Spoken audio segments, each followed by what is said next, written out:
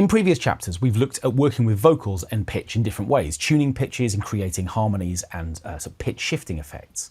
But another really creative way of working with pitch, and not just vocals but other sound sources too, is the concept of vocoding. Now, vocoding effectively brings together two separate sound worlds, synthesis and triggering synthesizers from other sound sources. So rather than playing notes on a keyboard and having those simply translate into a synthesizer in a kind of real-time direct way, what we've got with vocoding is the idea to effectively bring aspects of a synthesizer to life, but with the kind of slightly vocally overtones. I'll show you what I mean. So within this track, what we've got is a vocal part, and what I'm going to do is to use this as a trigger for the vocoder. Before we go any further though, let's just listen to the source signal as it sounds right now. Love ain't simple with you anymore. We have become opposites. No, love ain't simple with you anytime. Battle lines drawn. Okay, so what I'm going to do is I'm going to set up a new track, and what I'm going to do is to use Logic's built-in vocoder, which is called the Evoc 20. I'm just going to create a track for that. And that's going to place a new track down here underneath the vocal.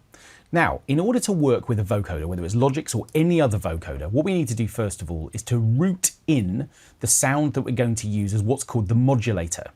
The modulator is the input source, which is then going to modulate what we call the carrier signal, which is the synthesizer aspect of the vocoder.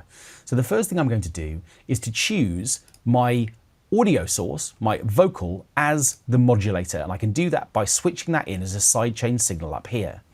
What I then need to do is to come into what's called vocoder mode, and what that's going to do is to effectively turn this synthesizer aspect into a vocoder, something that's receiving an input from this audio source, and what that's then going to give me is this signal which is being processed in this way.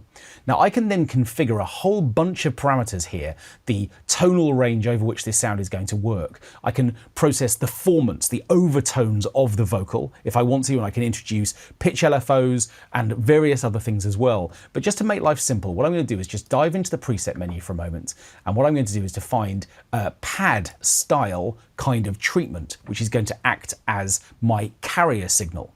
So what I've got now is I've got the vocal acting as a modulator, and I've got the vocoder all set up and ready to vocode that signal.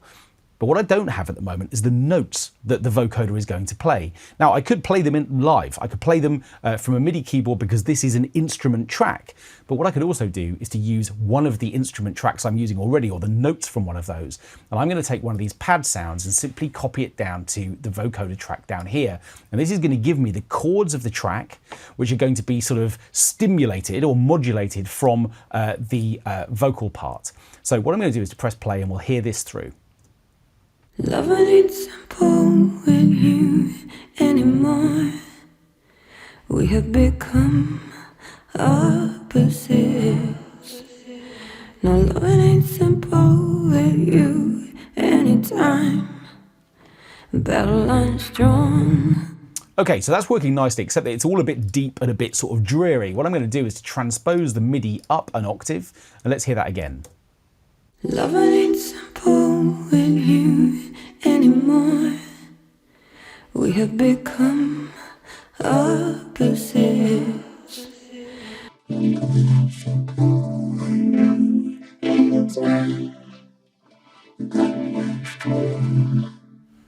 Now, any vocoder is going to present you with a group of parameters that you can manipulate, and we can begin to do some of that in real time to kind of shape the tone of this synthesized vocal.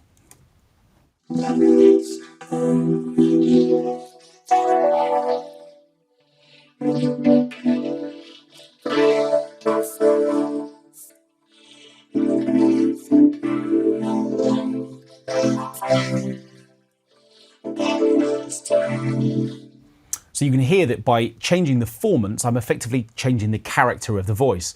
Obviously, it would make much more sense for me to do that in the context of the track overall, so I can sort of bed this in around the vocal, either bringing it to life by giving it a bit more brightness, or maybe just pulling it down a little bit so it's a little bit duller. Love ain't simple with you anymore. have become opposites. No, love it ain't simple with you. Anytime battle lines drawn. Okay, so a treatment like this feels like it's kind of more appropriate. I definitely don't want this to replace the lead vocal. It's too loud right now, but I can easily drop the fader for this track if I want to. And what I've just done is to slightly increase the stereo width as well. And that's working really nicely. But we don't only have to use vocoders on vocal sources. It's actually sometimes really nice to try and bring a kind of pitched quality to another less obviously pitched element of the mix as well. And what I'm going to do is to swap over my sidechain signal, replacing the vocal part with one of the sounds within my project instead. And specifically, I'm going to choose the beats part. Now then, if I solo these two things, I'm going to keep the settings exactly the same. I'm still using the same notes from the pad as the sort of synthesized aspect of this, but now rather than the modulator being the vocal, it's the drums instead.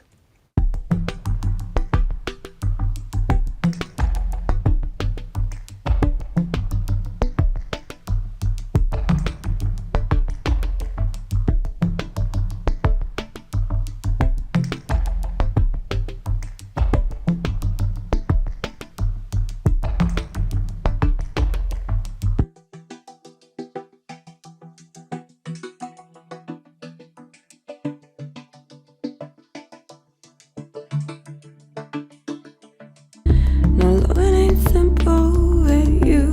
Anytime battle lines drawn. Love it ain't simple. So that's a really subtle way of effectively sort of saying, okay, the rhythm of the drums and the way that the transients of that part work can kind of stimulate the synthesizer, which is just kind of bedded in and is just providing this kind of mixed glue. It's forming this really nice relationship between the drums and the pads. And obviously, therefore, suddenly the drums become this sort of harmonic element of the track overall, suddenly significantly kind of changing the role that they play within this project. So remember, with vocoding, what we need to do firstly is to feed in a sidechain input source. One of the tracks needs to act as the sort of stimulus for the vocoder itself. And then what we've got an opportunity to do is to play in or copy down some MIDI to that part to effectively allow you to turn any aspect of your track into something which has just got this kind of extra harmonic quality.